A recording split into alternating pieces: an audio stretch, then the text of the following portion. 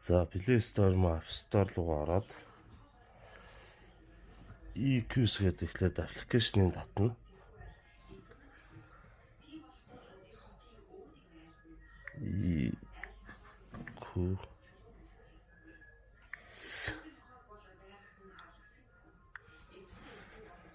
За EQS гэхээр ийм бүрэнхий цэнхэр тэмдэгтэй аппликейшн гарч ирнэ. За энэ дээр аппликейшнээ татнаа эхлээд.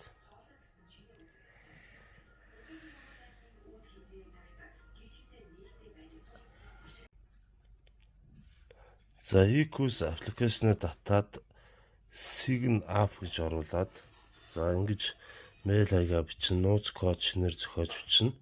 За хамгийн дээдлийнх нь төхөөрөмжнийхөө нэр дээр нь том жижиг үсэг орсон, тоо орсон 6-аас дээш үсэг бичээд тэгээ Sign Up гэд орчноо.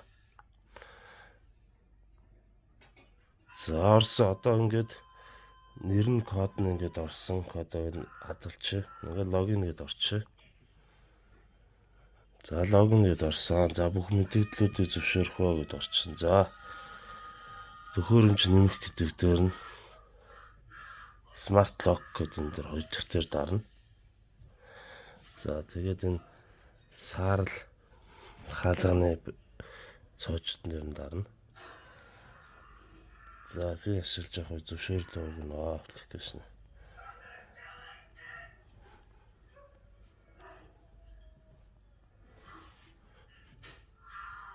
За тоошд ав. За баярлалаа гэж чинь баярлалаа нэлээ.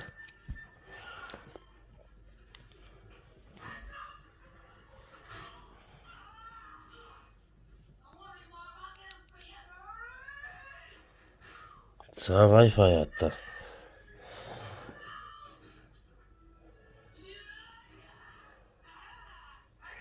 $30.64 дээр. За ингээд ерөнхийдөө холбогдсон байна. Smart Lock орлоо.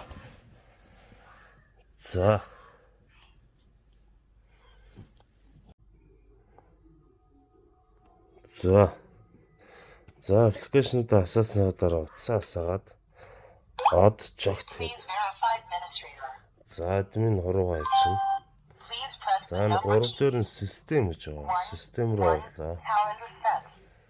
За хаа 3 дээр дараад 1 гэхэд network set гарч ирээд энэ Wi-Fi асдаг байгаа.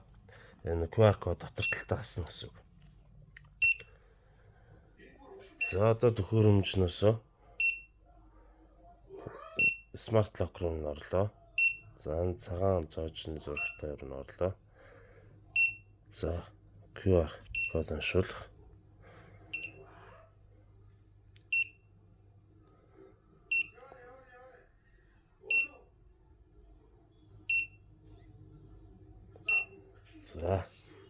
За одоо ингээд явчихна. Энэний дараа ингээд Wi-Fi код уншуулна.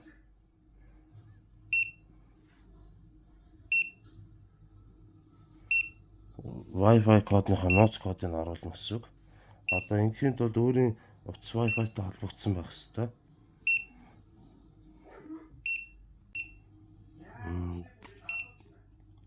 Wi-Fi-ийнхаа нууц кодыг хийгээд next орчно.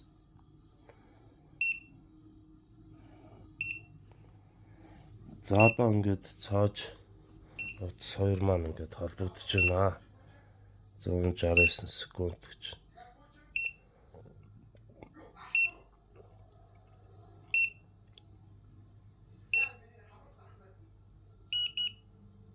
За холбогдчихлаа гэдэг ингээд ногоон тэмдэг дотор насж байгаа. За одоо энэ дээр нь ингээд өөрийнхөө нууц кодыг 6 оронтой нууц кодыг хийнэ гэсэн үг. За би энэ дээр нь болохоор ингээд 6 оронтой таагач. Окей. Ингээд холбогдсон гэсэн. За одоо туршиж үзнэ. За гадна талаасаа ингээд хонхон дээр дарна.